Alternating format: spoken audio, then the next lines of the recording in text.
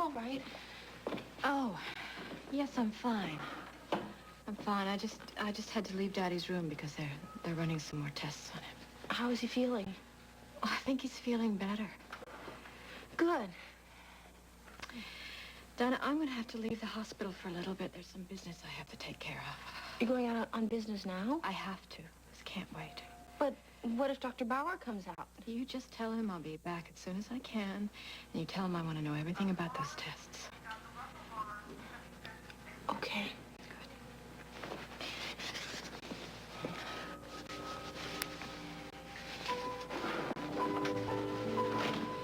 I see you and your mom are getting along better. Yeah, it looks that way. You're lucky. I'm glad things are working out for you, Dinah. Me too.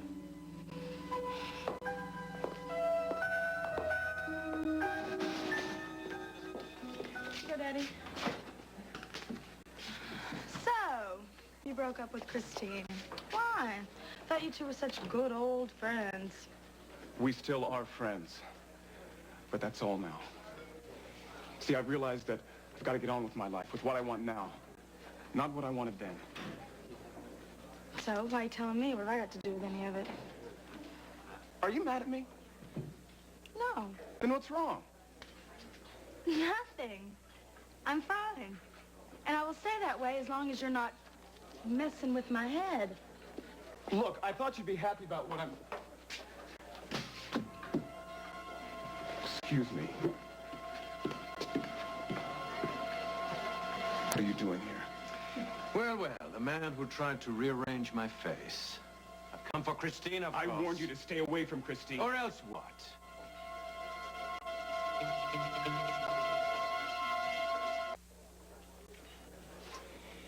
Johnny, my friend, what's got into you?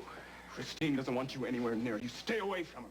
I don't know why you're getting so worked up, as if I do hurt her or some such thing. Surely you know me better than that. How did you find her? You're a bigger fool than I thought if you assumed I'd give up so easily. I'm not leaving here till I see her. Now, either you get her or I will. Get out. What is the problem? I thought we were friends. Blood brothers, even. I told you to get out now! Sorry to disappoint you, but if you're looking for a barroom brawl, you're flat out of luck. You know my rules around here. No fighting. Please accept my apologies. I was just on my way out. But it is my understanding that Christine Valère lives here. So? Well, I don't mean to impose, but I came to lunch with her. She's my wife. Would you be so kind as to tell her I'll meet her at the Blue Orchid instead? Merci. Au revoir.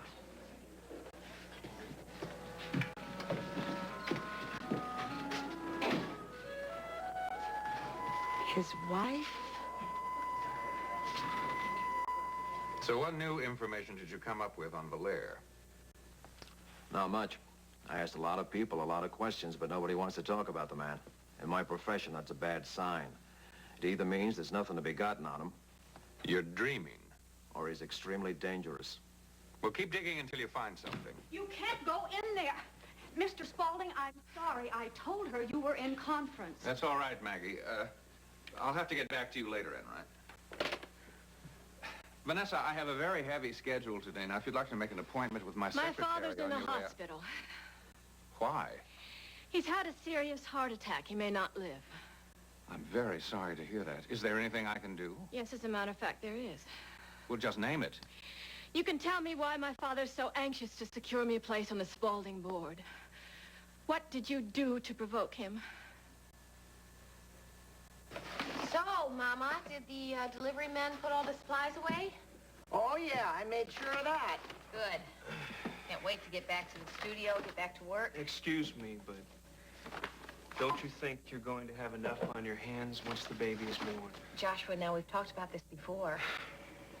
A lot of women handle motherhood and a job, too. I'm just going to have to learn to organize my time properly. I realize that. I just think you're being overly optimistic, darling. And I think I am going to excuse myself. All right, look. I'm sorry. I don't want to upset you right now. We'll talk about your work plans some other time, okay? No. If you have a problem with this, let's talk about it now, because I don't intend on changing my mind about this. Reva, it's Joshua! just... Our baby is a reality, and my job is a reality. Now, what do you propose we do about it? Hi, darling. Look what I got here. Harlan! Enough stuff to keep you entertained for a year. I think you have enough. Well, I can always go back for more. Wait a second. Where's your head? She doesn't need this kind of stuff. She needs rest and relaxation. She shouldn't even be on her feet. Come over here. I'm sorry. I just thought we could lure Reva into sitting still long enough to look at a few good movies, like Wuthering Heights, Casablanca. Oh, cheerleaders of Sodom and Gomorrah. Oh, I was kidding about that one. Oh, darn. But I am willing to throw in some popcorn. Oh, you got a deal. Wait a second now. You may not take Reva's illness seriously, but I do. I mean, I want our baby to be born healthy. I want Reva to be healthy. Joshua, what in the world is wrong with you? I'm concerned about you. This is not some damn party, Daddy. Reva is sick. We got to take care of her. She's got to be careful. Don't you care about the baby? Don't you even care about yourself? Come on, Of course man. she does, Joshua.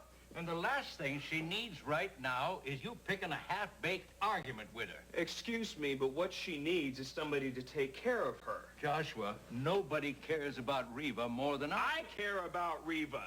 At least as much, more than you do. She just doesn't seem to notice right now, that's all. Joshua, stop. Where are you going? What difference does it make to you?